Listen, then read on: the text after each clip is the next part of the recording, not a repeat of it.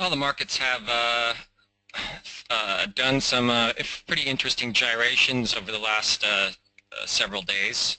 Um, some people have made remark about how it seems like the manipulation continues, but also grows more excessive with each passing quarter. I mean, we have had some unusual market activity certainly since QE began in 2009. It certainly was the undoing of many trading strategies and many tried and true indicators that used to work for a number of decades and then stopped. So 2009 was kind of a watershed year, and markets continued to be manipulated, as we all know. In 2013, the S&P couldn't correct more than, I think, 6% or so, because the QE established such a shallow floor on the index that was quite unprecedented. And if you look at a monthly or weekly chart of the S&P 500 going back decades, you'll be hard-pressed to see a year like 2013.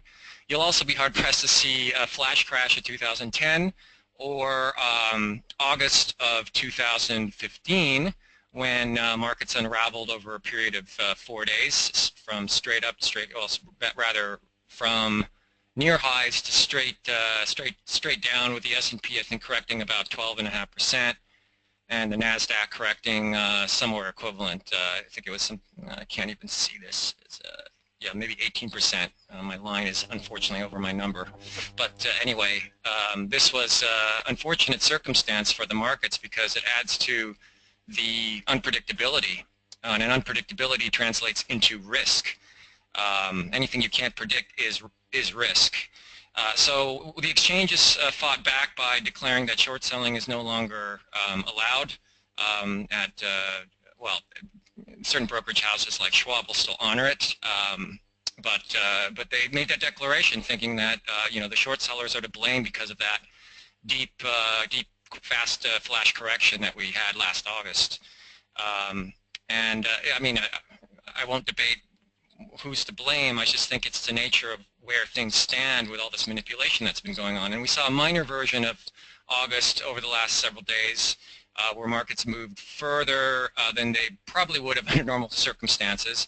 But nevertheless, it threw the VIX model for a loop in terms of just its fail-safes that are built in are not there for sell signals. So that close to 40% gain was reduced to 17%, which that is pretty unprecedented in one day as well.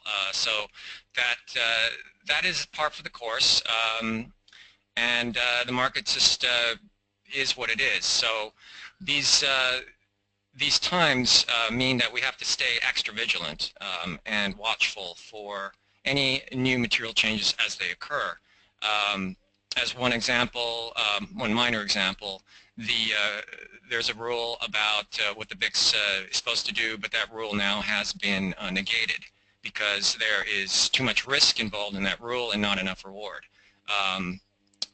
Also, I want to make a point that not all these manipulations are bad for the markets. I mean, the flash crash of 2010 plus what we saw last August of 2015, these are immensely profitable periods for the VIX volatility model.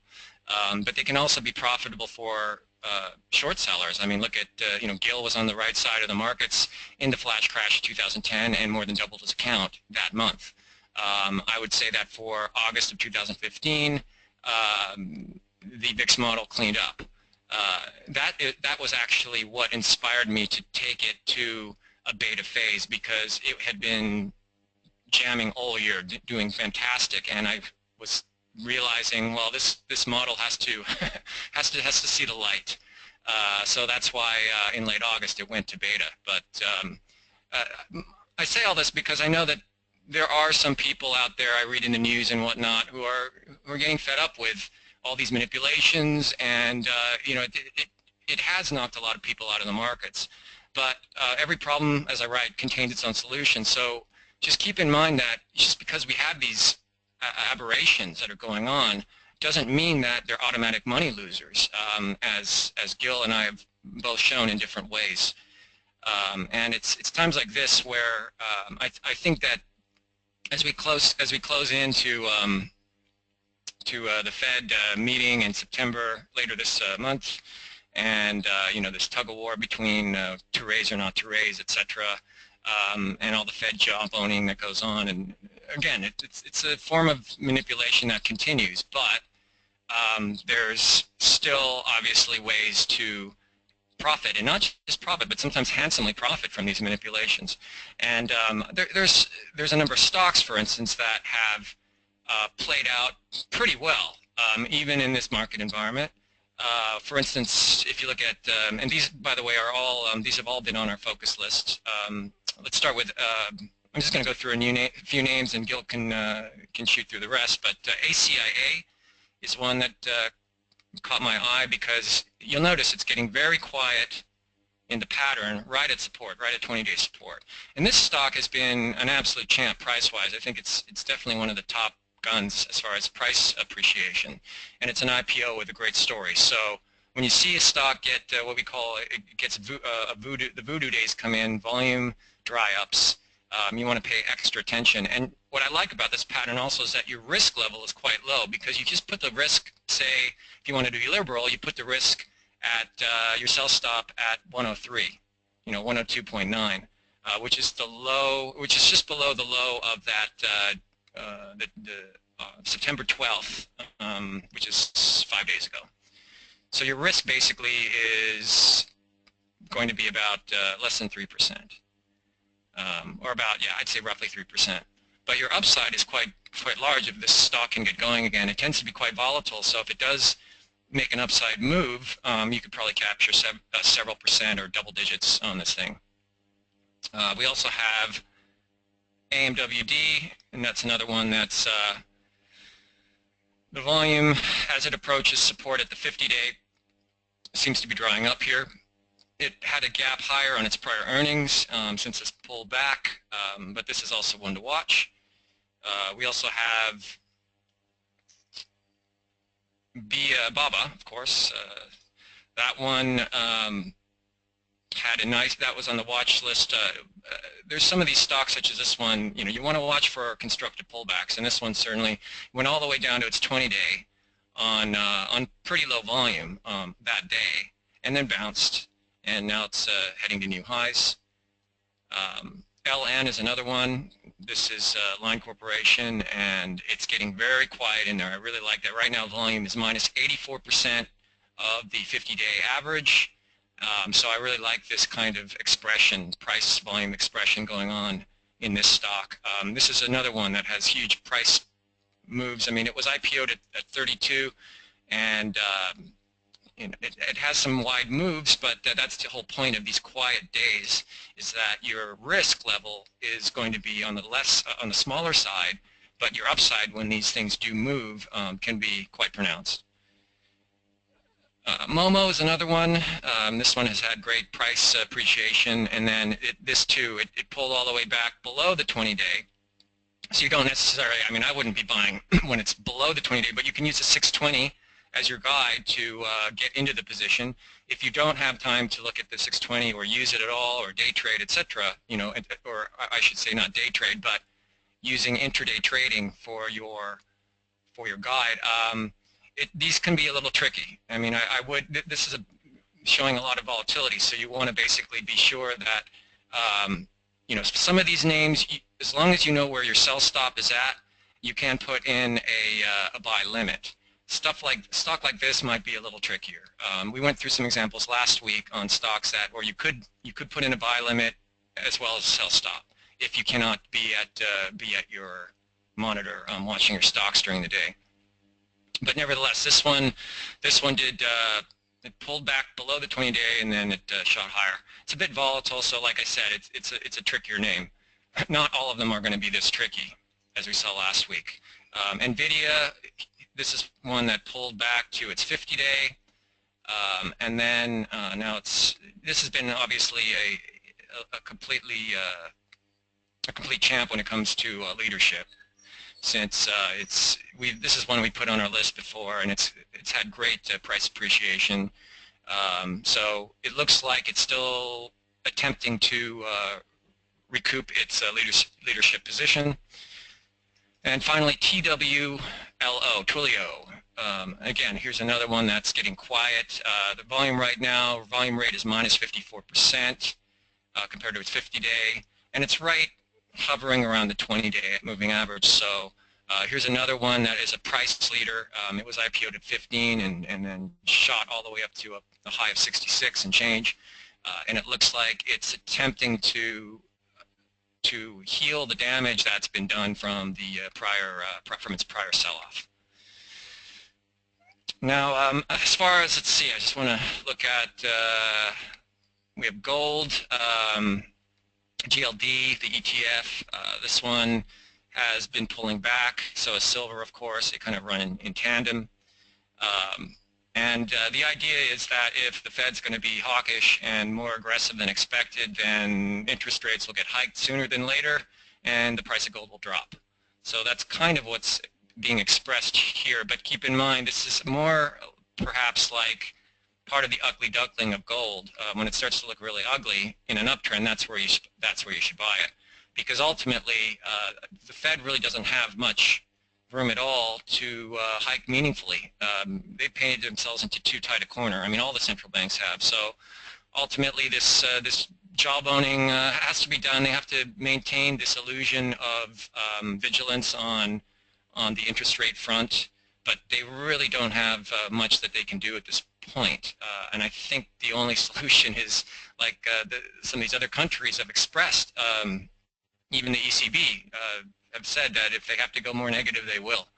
And I remind everyone that Yellen did say twice now that she's not opposed to negative rates if that's what's required. So I think all these central banks are, again, thinking similarly. It's not the right solution in the long run, but it's the short-term solution of kicking the can down the road further. TLT is the 20-year Treasury bond, and you'll see that the price on this has corrected pretty sharply. That's an expression, that's a belief that the Fed is going to be hawkish and raise sooner than later. So in other words, the price of these drops because the yield goes up. And this could be, it doesn't matter really what the reasoning is. Ultimately, you want to pay attention to your stocks. That's what we always tell you to do, because they'll tell you when to buy and when to sell. But it's interesting that the TLT corrected the most it has actually in quite a long time. It looks like in over a year. You'd have to go back to last year to see this kind of a correction. And I'll remind everyone that last August, when it also staged this correction, there was discussion about and concerns about the Fed hiking rates. So we're kind of in a similar situation. And of course, the Fed did hike rates, a token 25 basis points on December 15th, 2015. And maybe we get a similar situation where they feel they can hike 25 basis points as a token amount, but that's how the market reacts. It's anyone's guess. I mean, it could be interpreted as, well, this is great, that's the last time they're going to be able to hike, so now we're all clear for QE, further flows from QE, or the market could say this is it could do a 1987 when the Fed hiked rates, and that was the undoing of the markets. I think there was also time in the early 30s where they hiked a token 25 basis points, and that was also an undoing of the market. So anything can happen. You just want to be sure you remain vigilant on the price volume action of your stocks, so you know always where you're going to get out of your positions. Always have yourself stop, whether it's mental or live. Always have that in place. Because risk management is the most important rule when it comes to investing. And with that, I will turn it over to Gil.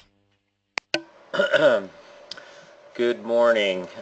Basically, what you got going on, if you look at the Nasdaq, it had broken down last Friday, so a week ago, and you broke down through the lows of the August price range. So you break down through there, you find support around the 50-day, you hold it, and now you move back up to the highs, and now you're pulling into the 10-day. And I'm sure volume's running at a pretty good clip given that it's triple witching options expiration. But so far what this looks like is a shakeout. And if you look at the other indexes, however, such as the, let me switch out of this here, such as the S&P 500, you can see that it's essentially in a bear flag. So it's living well below its 50-day moving average and sitting in a little bear flag here. Let's see if I can get this pin up right here. So you see this little bear flag and it's chopping around. So I'm not surprised by the volatility given that the market's probably waiting to see what the Fed does, although as Dr. K pointed out, it appears from the conviction selling in bonds and also gold and silver slumping that the market's definitely expecting the Fed to raise rates. But once they raise rates, okay, then what? Do they raise again, Dr. K, or are they? Is that going to signal the beginning of a new interest rate raising fest? Or Yeah, I think they don't have the room to really do any meaningful hikes. Maybe they do one more token hike, but I would even surprise me. I think that they have to realize that the global situation is still dire, and they really don't have the room. They can always use that as the fallback excuse. They can always say, well, we're not going to hike rates because the global situation is in trouble. And they could just do that ad infinitum, and that may very well be what they do, because then that gives them an out. That means to the public, they are appearing to be doing their job of wanting to raise rates, but hey, sorry guys, we can't because China's got troubles and the UK's got troubles and Europe's got troubles. So maybe that's the course, and therefore rates stay where they're at. And of course, if things get worse, and they very well could, then the Fed may have to reverse the hike they did last December. yeah, so so once they get it out of the way, what does that really mean? I think it really kind of boils down to the stocks, but this market has a way faking everyone out and shaking everyone out, and loves to do that. So I think if you focus on the individual stock setups, you'll probably stay out of trouble for the most part and be able to bail out of things when they're not working, and also find opportunistic pullbacks to step into. If we look at where the S&P is now, even though it's below the 50-day moving average, it's sitting more or less on top of this structure, this long structure it formed just before the Brexit sell-off, which was also a shakeout, undercut the lows, and then turned back to the upside. So you're kind of in a support area where you may not break any lower, and we may just kind of chop around in here ahead of the Fed meeting and then see what happens after that. But my general view is that whatever the Fed does is basically an alibi, and it really boils down to where the global economy is headed. And maybe it's also, the market's also considering who's going to win the election. I think if you look at the two candidates objectively, Trump is a little more pro-business with the idea of taxing repatriated cash that's currently being held overseas by companies like Apple and others at 10% rather than 35%. I think that would be a very smart move. Cutting taxes in general, limiting and rolling back regulations on small business. Because everybody knows, I hope by now, that for the first time in I don't know how long, 70, 80 years, the U.S. Is seeing more businesses close up than new businesses forming. So that's a trend that's very disconcerting, but I think it's a sign of the times, because it's very difficult to start a business when you have things like Obamacare and lots of regulation and high taxes to deal with. So from that perspective, I would say that Trump's policies are a little more market friendly. There's a lot of talk about the market being worried about his trade policies, but he's not talking about ending free trade. He's talking about renegotiating some of these deals. So I don't know if that really translates into this overwhelmingly protectionist point of view, like we saw. I mean, wasn't the Depression partially caused by protectionist sort of leanings by the government, Dr. K? Yes, Way back when? hugely. Yeah, that was a big problem. Yeah. So Big problem back so then. That it was scares very the market. stabilizing for the whole economy. So yeah. So I'm sure that scares the market, but I think on balance, Trump would probably be better for the economy. So, and I don't think he's a nut job the way everybody wants to portray him as. You see both sides talking about the other candidate as being dishonest, or you listen to Howard the Nutjob Dean talking about Trump being a con man. And I suppose if that's true, then I guess Hillary Clinton is a con woman. So along with all the other politicians. But in any case, on balance, I'd say Trump's positions are better. Can people hear us okay? out there? I mean, I got a You're couple of coming in people fine. saying they can't hear. You're coming in very clear for me. Yeah, a lot of people can hear. Yeah, everybody's saying they can hear. I got two people saying I can't hear. Maybe it's your check your speakers, I guess. Anyways, so that's sort of the macro picture right now, and we're waiting on the Fed. But the Nasdaq looks constructive. A lot of this move to the upside has been driven by Apple. So if you notice this, I was actually thinking this might be a short as it comes up to the highs here, but this was actually a bottom fishing pocket pivot on Wednesday, and it's stalling, but once it continues higher, I think it's in play. And of course, the stock's pushing higher, and a lot of people tweeted me and whatnot about it being IBD calling it a base breakout, which let's take a look at this. Objectively, what I would call it is a bottom fishing base breakout. I would be more interested in, say, if you look at Apple, originally you had the bottom fishing Bible gap up, and we talked about that on the webinar. So that was really your first bottom fishing buy point. Then you pull back all the way to the 200-day and it bounces off. And you could have entered again here if you were holding a position from here, but this is looking pretty grim earlier last week, and now it's turned back to the upside. So here's really your early buy point as far as bottom fishing goes. Now you see on the weekly chart there's this range here that it's broken out of, and that's nice, but frankly I think you should have been in here down around the 200-day line on the Bible gap up if you're going to be in this, and then in right around here, so on the pocket pivot, so you would be up pretty good by now. I wouldn't. It's now breaking out. It seems a little bit too obvious, up a couple of percent from the breakout point, but the overall pattern in Apple, if you look at it, is let me shrink this baby down. It's sort of this long-ranging head and shoulders, so it's not clear how much upside progress necessarily you're going to make from here. So yeah, I guess you can play it. It's definitely a bottom fishing type of setup, but a base breakout, and they're sort of playing fast and loose with their rules. But I hear that someone told me they're calling it a bottoming base. So you notice how they're starting to use some of our stuff, which I think is interesting. The reality is, if Well, Dr. they Cannon, watch what they do watch what we're doing, and we oh know yeah, I that. know they They follow. monitor. There's a couple of guys who follow me, Chung and Shreve. They follow me on Twitter, which I really don't care. I know IBD gets all anal retentive about people using their stuff because they like to be really proprietary.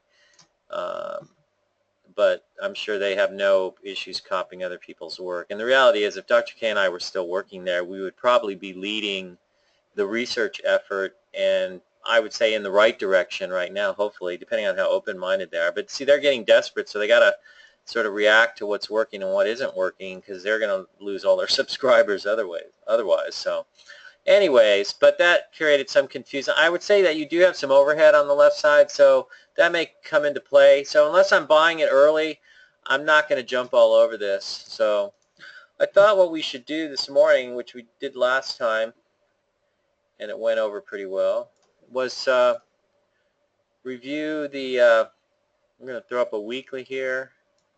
This is our current focus list. And the focus list last Friday got tagged big time.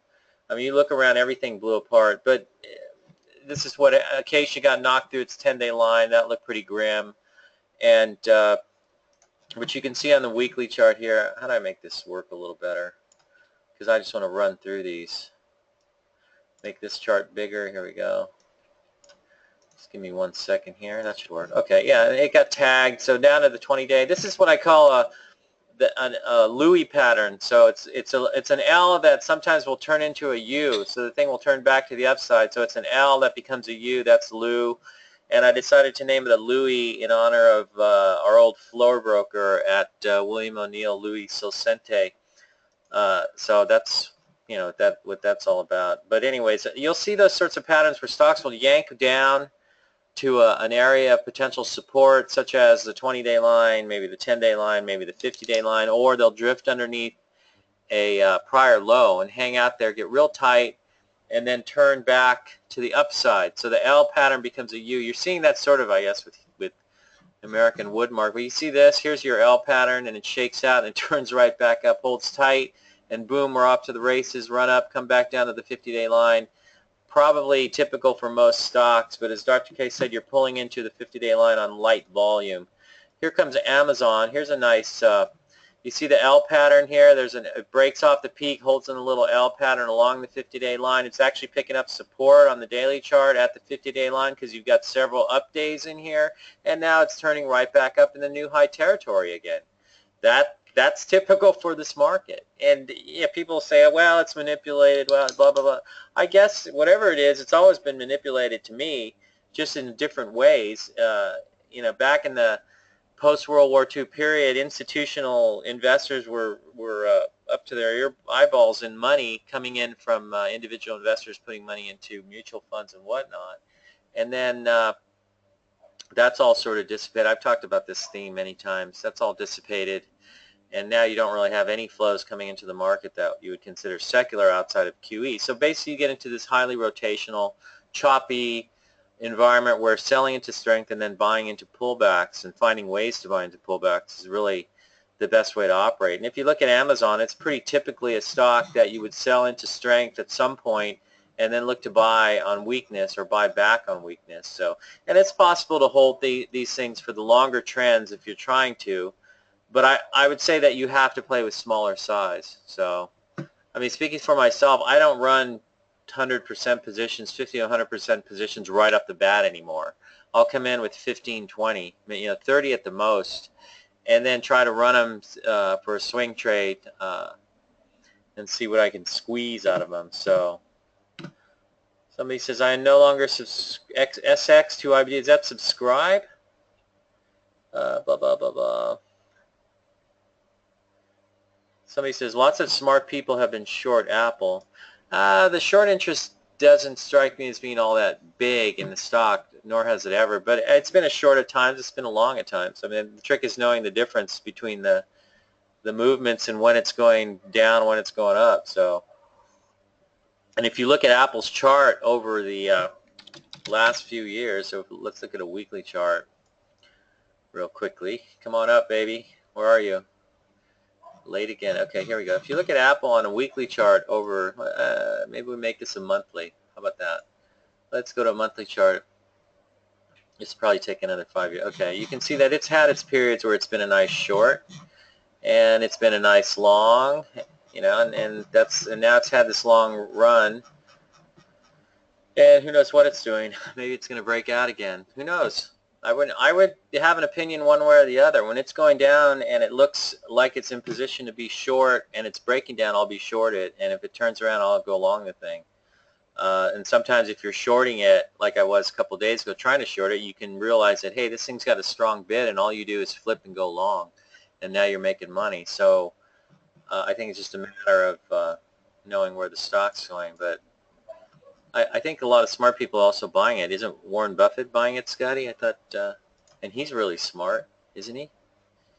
Anyways, let's see, Avago. Here's one. This stock benefited from the Apple news. It's an Apple supplier, but this is one that failed here and broke through the 50-day. Notice how it's violating the 50-day here, and then it turns right back to the upside. So for all you know, this thing's going to set up along the 50-day line and continue higher. But again, when stocks look like they're going to blow apart, they don't. It undercuts these lows here from late July, early August, undercuts those lows, and boom, we're off back to the upside. Typical. Acuity Brands has been on the list for a long time. It's a little bit on the slow side, but it's just kind of chopping around. Notice how it undercut this low over here last week. If you look at this right here, so not last week, but earlier this week. That would have been on Tuesday. So it undercuts that low and then it rallies back up. So there's a little undercut and rally. Maybe it's going to set up again and go higher. I don't know. Let's see. BABA just keeps going higher. Dr. K already talked about that. Now look at Biogen is sort of hanging along the 50-day line here. And do we ever put this one on? It's been on the focus list, but I think we put it on where? Up, down here, in here, up here. I think up here, right? Or maybe we never did. I'm just checking on it now. I think it was going to never qualified as a pocket pivot, right? Let me see here. We've got it on as August 16th. It had an extended pocket pivot on August 2nd. Yeah, so it went on the 16th from So in here, so that one's yeah. down, So but yeah, it's kind of hanging that was out. the So normal.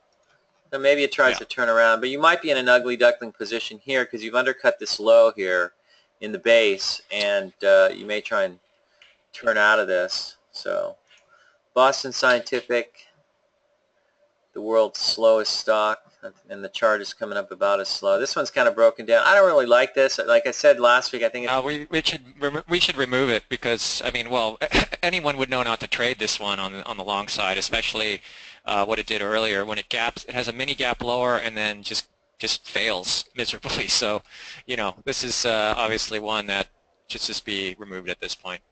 yeah, And it is a very slow stock. I mean, the thing is that you know, I understand, you know, there's people who want to play the Googles, you know, the really slower ones, but and that's fine. That's the way your trading risk profile is. But obviously, with something like this, it's slow and then it has a mini breakdown, so it yeah, wouldn't be in this. I mean, Google's not on our focus list either, but I do believe, you know, this is a much higher quality company. It's a real leading stock.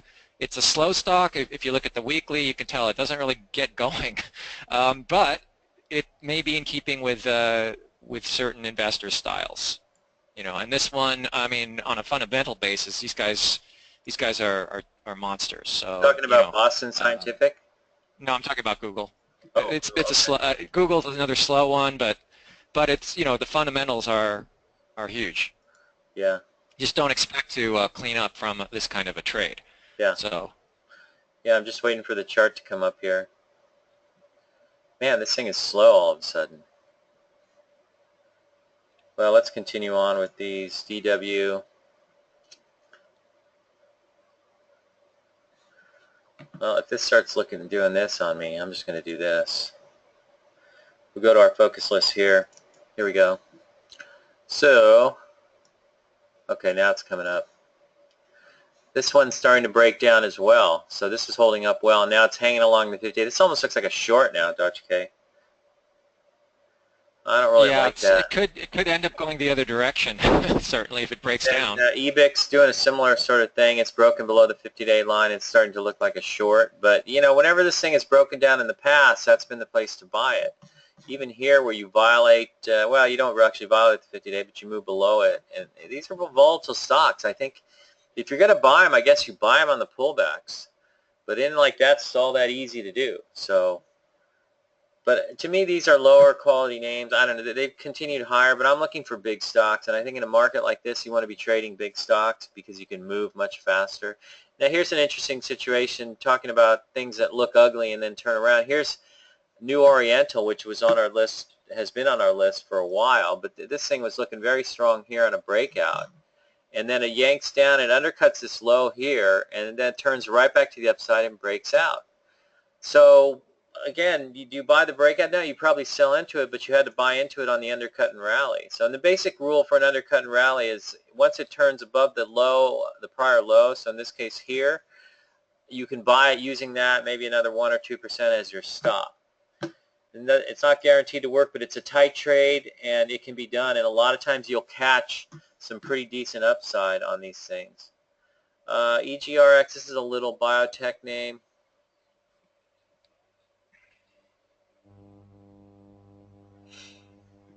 Let's see. Market's still just flopping around. Just taking a quick look around.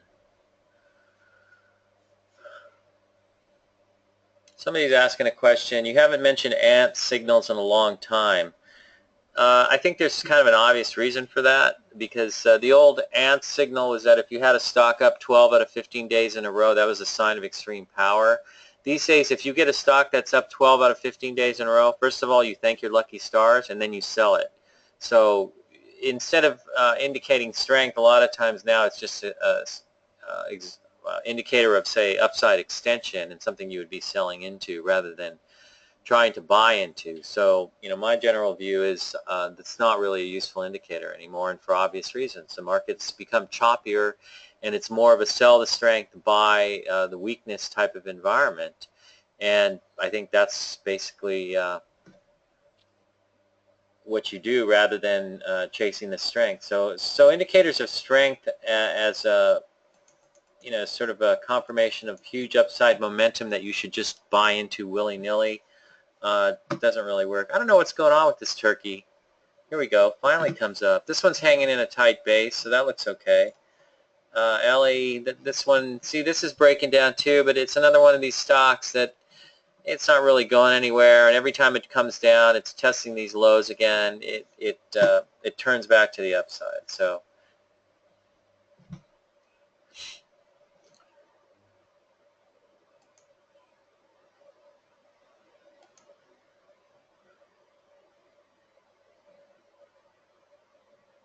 here we have, let's see, Edwards hanging in tight. This is acting okay. It's in a tight area. EXP, Eagle Materials. This was taken off our list, and this thing's coming apart. And looking like see this big pod formation on the weekly chart? You can see it's straight down, straight up, and now it's failing. So it actually becomes a short right around here, and it's breaking down. So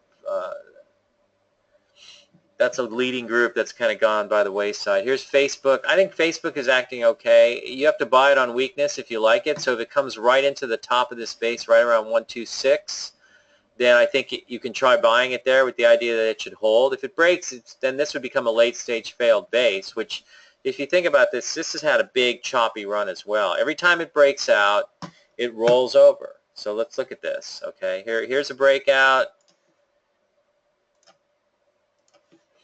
You get a breakout here, you roll over. You get a breakout here, you roll back in. You get a breakout here, you roll back in. A breakout here, you roll back in. Now you're breaking out again, you're going to roll back in. This may have an uptrend to it, but it's just very freaking random and very tough to buy into strength and then hold your position, because a lot of times you'd probably just be blown out of it every time. And if you're buying standard breakouts, as I put it these days, it's like bringing a knife to a gunfight. If all you can do is buy standard breakouts, then you're basically underarmed. You're very limited in what you're going to be able to do, because I think you're just mostly going to get whipped out of positions and be buying them into strength and just getting smacked and losing money.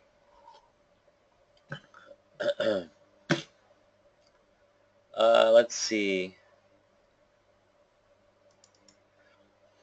Oh, here's a good question for you, Dr. K. I like this one a lot, actually. As someone who used to follow, what's his name, old Arch, what's his name, the astrology guy, Arch. Remember the analyst, Arch? Arch, what was his last name? Somebody help me out here. He used to analyze the market within the context of astrological cycles and what was going on with the planets. So when I was at Payne, what was his track record? I don't know. I think he's just trying to sell newsletters, and he catches people's imagination. But I remember I actually had a client, very wealthy woman who lived on the beach in Malibu, next door to the CEO of Amgen on one side and Steven Spielberg on the other. And she would never, ever trade on days when Mercury was in retrograde. So, Arch Crawford. There we go. Interesting. Thanks, guys. So I've heard that name, actually. Yeah, that's a distant memory. So whatever happened to him? In light of this, I don't know. He's probably still out there. I'm sure he continues to sell newsletters. Because people get into that kind of stuff, Somebody says, I noticed we had a big-ass full moon yesterday. We did? I thought it looked a little bright. Yeah, I noticed that. Does Dr. K think lunar cycles impact market volatility? Yes or no? Well, the answer to that would be to do a scientific analysis, study market activity during all the full moon cycles, and see if there's anything out of the norm after studying, hundreds and hundreds of these things, if not thousands of months, to see if there's anything that's unusual, that's statistically significant. I think that these studies have been done. I'm pretty sure you could probably Google for them, and I'm pretty sure that nothing's come up. If something had come up that was statistically significant, it probably would have been published, or at least there'd be people talking about this phenomenon. Because we don't know about it, there probably is no real correlation there. I do know that there's something with sunspot, sunspot activities, and there was a scientific paper published about all the major sunspot activities over the last several hundred years, and they were able to show to some degree that major world events do occur, or are more likely to occur during those periods. I would want to know the scientific rationale behind that, if that is true. From what I understand, during that kind of activity, the Earth does get bombarded with unusual amounts of radiation and things like that, and of course that can affect life forms. Not necessarily for the worse or the better, but it can have some impact. So, that's the kind of thing I'd be interested in. What has a material impact on human beings as a result of cosmic activity in our galaxy? And again, I bet they've done these studies because You know they're what? I interesting. I would mean, say just call Arch Crawford. I'm sure he's got all the answers. From my perspective, it's just a bunch of baloney. It doesn't tell you where you should buy stock XYZ and where you should sell it. It's just sort of a general thing. Like, what does it mean? Like, if you can show that it affects the market positively, does that just mean you buy into everything? I don't think so. And if it shows it negatively, does it mean you sell everything? I don't think so. So to me, it's yeah, just there's no refinement to. I mean, let's just say, playing devil's advocate, that sunspot activities do affect world events materially. And if that were the case, yeah, okay. I'm not that surprised because there's a rationale behind it. But I would also say that in terms of trading and making money, um, it doesn't matter. It's irrelevant because markets tend to show cracks before the major event. right. So before the crash of '87, before the flash crash of 2010, before August of 2015, there were signs. There were enough signs that we were able to benefit from the actual crash when it did occur. What happened recently between September 9th and 13th, that was pretty small, and that made it more dangerous because there really were no interesting signs. I mean, it was mild by comparison, and obviously, I hope that we don't start seeing a lot of these because that just means we're not given adequate um, All right. All forewarning right. I think we're wasting too before it much time occurs. on this topic, personally. Well, yeah, I mean, Give me a it break. comes back to the same point. Let's get Focus back to on focus on stocks. the Back price to the volume action. stocks. Back to the Focus stocks. on the price Do value this. volume action. Blah Yeah, who blah started blah this blah. anyway? I say forget it. Move on. Call Arch. Arch will have your answers. Anyways, moving on to the stocks. Okay, here's Fitbit looking like garbage a few days ago, but lo and behold, it rises from the swamp of the ugly duckling and cruises back to the highs of its range. And as we said, was it yesterday we put out a report that you can Yeah, it was take yesterday. profits here. And I probably would. I think it was probably the news of Apple, I guess. I don't know. Selling a lot of stuff. That means they're going to sell a lot of stuff too. So here's Fabrinet. Fabrinet is a great stock just from the perspective of illustrating the craziness of this market. I mean, let's look at this one. It's actually making new closing highs right now, all-time closing highs. Okay, but if you look at this one, this is nuts. Okay, you break out here. You break out here, and you come right back in. Bounce off the 50-day, you break out again, and you break down to the 50-day, and you come back again, set up, and you break out again, and you blow apart. And you turn around, you break out again, and you get whacked. Then you set up again in the L-shaped formation here, and you turn back to the upside retest, and now you're back to new highs. Now, if you're buying the breakouts on this thing, not only are you a fool in my view, but you're basically just going to get whipped out on every single time you buy it. So, every time IBD says in their newspaper, oh, FN had a breakout, a new leader, you buy it, you're just going to lose money. Yet it continues going higher in an overall uptrend. But it's just a shakeout sort of uptrend, just flipping around, and that'll drive you nuts if you're trying to play something like that. But if you sell into strength and buy into weakness, so in other words, you sell these peaks and then look to buy back on whatever sorts of say ugly duckling setups there are, such as the famous undercut and rally, even the holding tight along, pulling back, and holding tight along a moving average. In this case, the 50-day line would have worked a couple of times. It wouldn't have worked so well here, but once it gets back above, you can consider maybe it can be bought, and then you catch a move and you sell into it, and you get 15-20% moves in this thing pretty regularly, and then it comes apart. But that isn't an illustration of just how crazy this market is. So somebody, just getting to some questions real quick. Somebody says, I find just taking periodic breaks from trading when I'm stressed is a better proxy than trading lunar cycles. Yeah, I don't know what stresses you out though. If you're easily stressed, then you may be getting, like, it reminds me of the people last month at the end of July, early August, who were emailing us and telling us, oh, they're taking a break from the market, and of course, right at that moment, that's when Acacia and Twilio start their massive run. So if you're not paying attention, you're going to miss it. I think you can, if you're feeling like your trading isn't working, you can back away maybe or take smaller positions. But I really think as a trader, the stress of the market should not cause you any stress, if that makes any sense. Otherwise, I think from a psychological standpoint, you're not developed. You're not very well evolved as a trader, and that's understandable because the less experience you have, I think the less evolved you are. And one of the things I noticed about Bill O'Neill is that he was pretty much smooth as silk. You rarely saw him rattled by the markets. I think I only saw him once rattled by the markets when he sold a bunch of Schwab on a big shakeout, but I ended up buying it for the firm at the same time he was selling it, so we actually ended up keeping our position, and we had a good laugh over that. I think that's in one of the books, but that was back in 1999, I believe. A- Actually, in October of '99, before the market had its most amazing show in decades, Bill was he wasn't rattled, but I know he was somewhat disheartened by the market environment that had taken place over the last prior Yeah.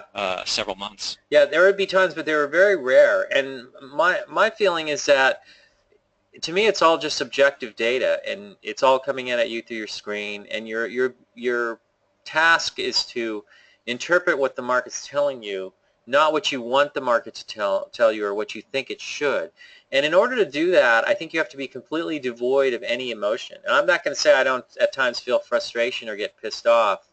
I keep a little punching bag next to my desk here, and it's pretty well worn down. But for the most part, when I'm in my so-called decision-making process, I'm trying to be as unruffled as possible. And I think that over time, you will find that you are much smoother as a trader in terms of reacting to things without feeling excessive emotion or even any emotion at times. So I think and that's really what you want to do. I understand the idea of taking a break from the market, but what you're really trying to do is get away from your emotions, which if you can control them to begin with, then I think you don't really need to get away from the market. So anyway, that's just my thought. Let's move along here Yeah, real actually, quickly.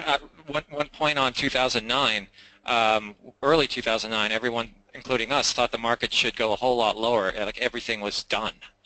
That's how bad Yeah. things looked. Yeah. But by staying close to the data and away from our emotions, we're able to see that, wait a minute, this market's a lot stronger than we thought. Not only that, it ended up being one of the best performing years for the indices, and the market direction model is able to capitalize on that very early in 2009, which is why it didn't get overrun, run over by a bus. It very well could have. And I do know a number of strategies that were heavily short and continued to be short through 2009, just because all the fundamentals did point to the whole market having to further crash beyond what had happened in 2008. But anyway, there you go.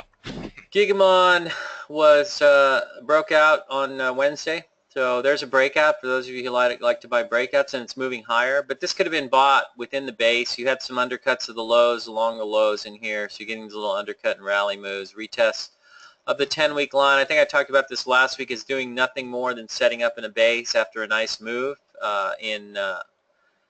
since what, May up till early August, and so it's been basing since early August, and now it's moving higher. So anyways, let us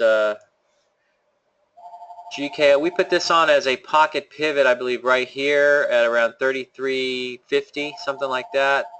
And Yeah. it has continued higher, and it's breaking out. So I don't know. I'd be inclined to sell that and look to buy a pullback to the 10-day line. These guys have a cure for glaucoma, so I kind of like this name. Let's see. I noticed Twilio is hopping and bopping here all of a sudden. We'll get there. I want to get through these real quick. Gold, Grub, let's see. Gold's at the bottom of its range. Grub hanging along the 20-day, volume drying up. The pocket pivot was down here around 38 back in mid-August, and it's moved higher, but it's pulling into the 20-day line. Intuitive Surgical is kind of shaking out. See the shakeout below the lows here and trying to get back above the 20-day line. This might put it in a buy position here. Could use 670 as your stop, it looks like to me. JBT, John Bean Technologies, sort of an obscure name.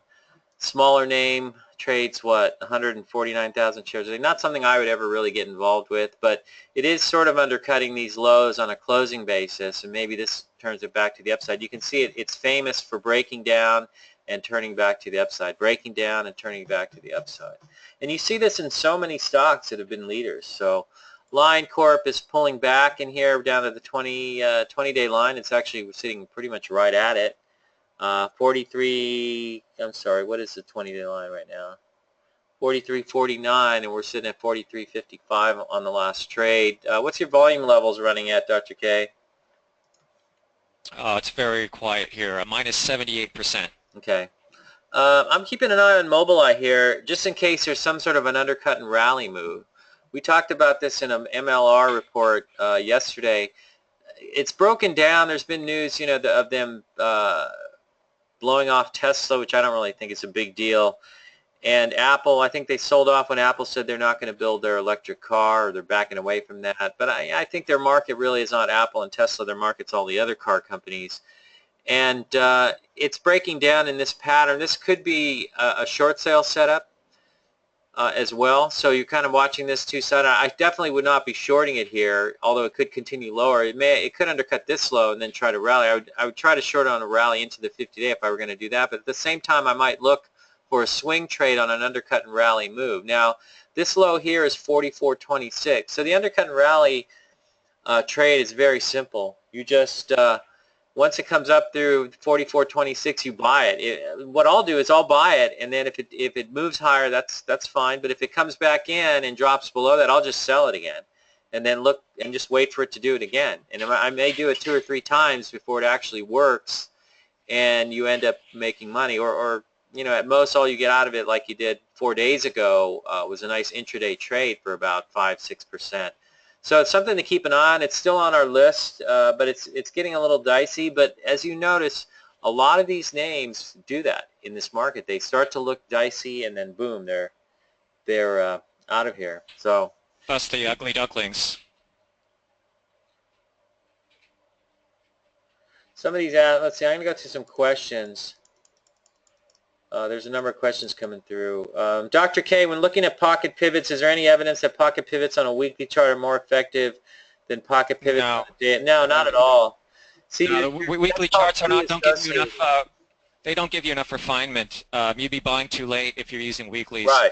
But in this kind of market, you're actually buying too late on many cases because you want to be buying into constructive weakness. Right. That can there can be pocket pivots that can be bought within, say, a consolidation, and those are not extended, obviously, especially the ones that shake out and then close near the top of their range. Those would be quite perfect for that purpose.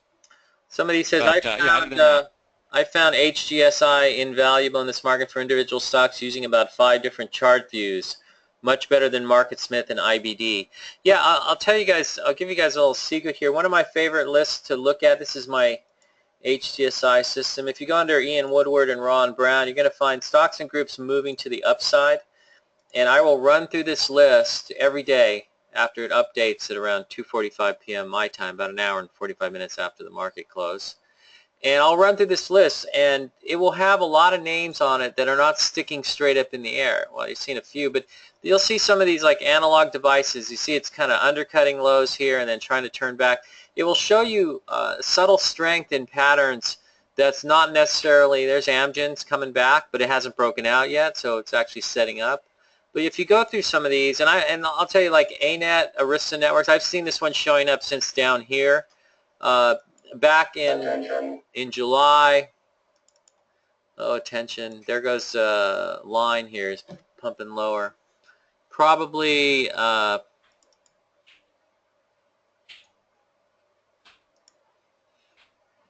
options related, so this may be a place to step in. Watch this. We'll keep an eye on this one here.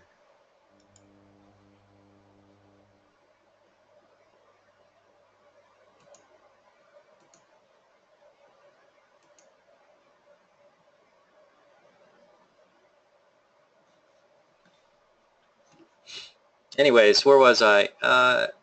and these are all moving higher. Activision has been on this, but right now you're seeing a lot of things sticking up, maybe because there's not much. But here's one, for example, Celgene trying to turn. But you'll pick up a lot of stuff like this, and you'll actually catch a lot of ideas long before they start to break out. So that's one of the things I like about it. Someone else is asking, do you have a limit of the number of breakdowns into one of the MAs where you stop following, tracking a stock? I recall in one of your books, or maybe it was an O'Neill book, there was a 3 or 4 touching or breakthrough an MA. No, I don't really, that's a kind of a rigid rule. I don't really operate according to that sort of thing. So, I'm really not into these, just these rules of, if X, then Y, and you just kind of blindly plug everything in and then operate on that basis. It's really not the way I operate. I think it's very simplistic and not really something, I know IBD feeds into the whole idea that you can do this, but I don't really think it holds up in practice. How long does The markets change as how long well, does so globally, even our situation, last until it becomes a bear flag? Well, it's going to take some time to form a bear flag because it hasn't yet. So, but the bottom line is there is no UNR until it rallies above that low and holds it. And that's basically it. So I play this one, quickly. If I'm going to test it on the long side on a turn, I'm out very quickly, and it's moving lower now. So I think I want to stay out of this until further notice. So, but I've got an alert on it. If it heads back above 46.24, I may come after it. Mercado Libre all the way back down to the 20-day line after breaking out here. I think we put it on here when it had the pocket pivot and then it launched higher. Now it's pulled back to the 20-day. Momo gets extended, so you got to buy that on weakness. NetEase extended. You notice a lot of these names are acting well too. NVIDIA was a buy off the 50 days, so you got to close your eyes and buy it. Ollie we don't have on our list anymore. Impinj is just way up there, and you're just waiting for something to set up again. SLV, silver, same as gold, trapped in a range. Square, I think, might be setting up along here along the 200-day line. Notice how the 200-day line has finally showed up. So I would be buying it, though, off of the 200-day line, not up here. But this may turn. It's just taking some time. If you look at this pullback, it's down to the 40-week line and the 10-week line, which corresponds to the 50-day line, which is a little bit lower. But you'll see that it is pulled right into the 10-week line here. So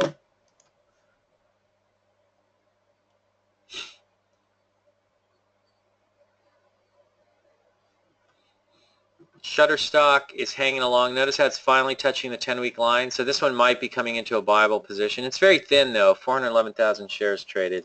Team, this one you got to buy off the 50-day line. Yesterday it came off the 50-day line. It's basically sitting in a base in this big cup formation. It could fail and become a short sale target if it traded more volume. It only trades 778,000, but that's hanging in there. That's in a tight position. So you can see there are a number of names that are sitting in tight positions down in their patterns after pulling back, and some of these are where I would be looking to come back in on the long side if the market finds its feet, which it's trying to. Based on yesterday's action in the Nasdaq, I would say it is trying to. But you certainly have to pick your stocks correctly. Talend, I think, is pulling into an area of buying where you might want to look at buying it. It says it's forming this base. I know some people see a head and shoulders. Yeah, maybe, maybe not, but it never really had a big run, so I wouldn't really call it a head and shoulders. It's more like a IPO flag. It breaks out, runs up. Now it's chopping around, and it's trying to work its way back around as I see it, so I'm interested in it along the 20-day line here on low volume pullbacks. What's our volume looking at like right now on that one, Dr. K? All right, now we're at minus 57%. Let's see what my HCSI is showing me right now. Minus 52. So, yep, it's drawing up. And here we go, Twilio. But that may be trying, let's go back to this real quick. You remember there's a lot of overhead here from all these idiots who bought it. I don't know who was buying it up here, but they're obviously pretty stupid. And I would never ever be chasing a stock like that. So if you ever see a pattern like this and you have an urge to buy it up here, you better check yourself. But when it comes down in here, I actually thought it was buyable in here as an undercut and rally, and it has actually pulled up about 10%, more than 10% from there. Now you're getting a retracement, which makes sense, down to the 20-day line. So I kind of like this stock right here, with the idea that it should at least hold the 10-day line at 26.49, which is pretty close. So you can limit your risk on that. And it's a new issue, so I like that. Twilio is hopping and bopping. Watch for a pocket pivot maybe today. I don't know if it's on track for that, but it's moving to the upside today and acting okay. So that looks good. I don't like what I'm seeing in line. No real turn there on the 620. We'll take a look at that once I run through the rest of these because we're running out of time. UBNT Networks, Ubiquity Networks, UBNT rather, just kind of drifting higher at the 20-day. Universal Forest Product is breaking down, so this thing probably should have been sold here on the gap down move, so that'll probably come off the list. Viva Systems hanging in tight. I like it along the 20-day line. You're a little bit up from there, hanging along the 10. Volume is very dry. Here's VoSI, Vuzix. That was looking great as it was breaking out, but you don't buy the breakouts, you buy the pullbacks. Now you're sitting at the 10-day line. That might bring it into a lower risk buy position. So, and I think you have to have a little bit of courage here. I know someone expressed to me that they have a hard time buying anything but strength. And the way I am now, I have a hard time buying anything but weakness. And I think fools buy strength. But everybody's been inculcated into this. At least anybody who follows O'Neill style stuff has been inculcated into this idea that you actually run after strength. But it's not the 90s anymore, people. Weibo is hanging out. It's just building a base. I don't really see anything here that I can buy into. It's already had its move. Wix, interesting name, but it's extended. So you get a flavor that we have some names acting very well that are continuing higher, like Baba and PI and Impinj and some of these others. And we have some that are breaking down, but mostly they seem to be things like more perhaps building-oriented names like the EXP and the what was the other one that blew up? Yeah, VMC is another one that blew up. AMWD is probably related there, and it's kind of having some trouble. And then occasional names here, UBNT hanging in there. So you get some that are hanging in there, the line maybe hanging in there. And so you have sort of three different camps here. You have some breaking down, so those are the stocks you want to avoid. You have some that are sitting tight and hanging in and pulling in, and that may be things you want to look at buying. And then there are some that are extended, acting well, that you obviously don't want to chase, but you should be tracking these for potentially viable pullbacks. So I think it's a matter of proper stock selection and taking an opportunistic approach, trying to buy pullbacks rather than chasing strength. And that's basically the bottom line. So let's. So I'm going to close out. We're gonna examine. Let's see, what is this? Okay, we're going to move my charts out of the way. We're going to look at line here, which is pulling back, and I want to be opportunistic on line. So I'm always interested in buying it on pullbacks. So let's take a look here. You have so basically you got a MACD stretch down here as it comes down and pulls back on the day. So this might be a spot where you could try and pick up some shares and see if it bounces on you, and then see how it sets up, because you are getting a MACD stretch down here. Let's make this bigger. So you can see here how the MACD lines are down at an extreme. So it looks like you might be able to take a stab here. And what's your risk in that case? Let's take a look at the daily chart. So maybe your risk is this low here, which is 43.16. Not very much risk if it doesn't work. And if you're nimble enough, I think you can try and mess around with this in here as it's coming down. But I want to see now, you sort of got the MACD stretch. Now you sort of bouncing along that low a couple of times. So over the last, 3 5-minute bars or 2 5-minute bars, you bounced on the second one, and now here you're bouncing again, trying to come up off the lows, which is 43.21. So it's basically holding that prior low in the pattern down here of 6 days ago. So that's how I would handle it, and then see if you get some kind of a retest in here, and then hopefully it can turn by the close. But it looks like it's pulling in an opportunistic fashion. Now, if it keeps going down, then probably these two lows over here on the daily chart come into play. So you may want to watch those on undercuts. It's possible it could just continue to build a base for a period of time here. So if you're going to try and pick this off, You know what your out point is, and then know where you might come back after it again if it keeps coming in. That's often the case with a lot of stocks. So we're going to close up with some questions. Do pocket pivots work on ETFs? I would say only on single asset ETFs like SLV. How about you, Dr. K? Yeah, GLD, SLV. That's it. Dr. K, have you ever done any studies on short interest and subsequent moves in growth stocks? You mean, well, we do use that as a secondary indicator. If a stock has a lot of short interest, the covering of the shorts can propel a stock higher. I mean, a lot of the Amazon, for instance, that big move that it had in the late 90s, a lot of that was short interest driven because everyone was convinced, here we go with a stock that has no earnings, they're not going to earn for another 3 or 4 years, if longer, and yet it continues to double in price. And I remember there were so many, there was a huge short campaign after hunting Amazon. But every time the stock would start moving higher, all these short sellers were forced to cover, and that further drove the price to even more lofty levels. So, and Amazon was, of course, one of the most winning stocks price-wise in the late 90s, if anyone remembers.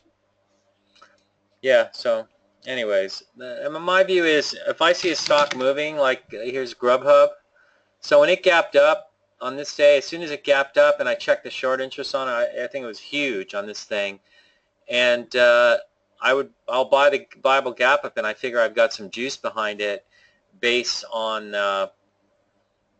the fact that you have heavy short interest. So I don't really. Again, you want to reduce the market to this: if A, then B, and I don't really have to think anymore beyond that or use my judgment. I would suggest reading Richard Wyckoff's books, where he emphasized the need to develop one's judgment. And I think judgment, where you're combining a lot of information, you're looking maybe at a price move and the potential to go higher based on short interest. Yeah, intuitively it would tell you that yes, this probably has some juice on it, but I'd want to see the move initially. But just to say that stock X has this amount of short interest, then therefore you should buy it because some study says you should, I think ignores the fact that each situation is unique, and short interest is simply something that can propel a move once the body is already in motion. That's how I look at it. So it's there, and I'm not really interested in whether a stock has high interest per se, high short interest per se as driving some sort of price move, because sometimes if there are a lot of shorts in the stock, it can be telling you that something is wrong as well. So anyways, but once you get a move going in the stock to the upside, now you have the fuel to send the thing a lot higher. So anyways, that's all we got, you guys. So thanks for showing up. You can see it's a little bit of a mixed bag. I would take notes on the stocks that are acting well or pulling into potential areas where they could be bought and look at those opportunistically, and then see where we go heading into the Fed meeting. We could very well remain volatile going into the meeting, and then who knows what happens after that. So I think from my perspective, I just want to be opportunistic. I'm not really going hog wild on the short side. Where I have gone after shorts, I've gotten a little bit on the downside, like SWHC is one, but that's not a huge move really. It's not a massive breakdown. And Salesforce, which for all I know is undercutting some lows here. See, it's undercutting the lows and may just turn back to the upside. So anyways, that's all we got, you guys. Have a great weekend. And we're thinking we're going to do Tuesday afternoon webinar to review the focus list and a plan for the next trading day, given that the Fed will be announcing on Monday. So if you guys want to email us and let us know what you think of Wednesday. that idea. What's that? Wednesday. You misspoke. They announced Wednesday, so we'll have a after the close. Wednesday is, but I can't do it Wednesday after the close. No. You said that they announced Monday. They announced I'm Wednesday. sorry, That's why we're doing. Yeah. No, that's what I meant. Sorry. Okay. Yeah, and then Tuesday we're going to do after hours webinar. Correct? Is that the idea? Yes, and in fact we might keep it that way because it's just during the trading week and it's after the close. So we'll do one maybe right after the close, earlier in the week. Yeah, I think that might be more useful. So we got some feedback on that. Anyways, you guys, thanks for showing up. Have a great weekend. We'll catch you next week.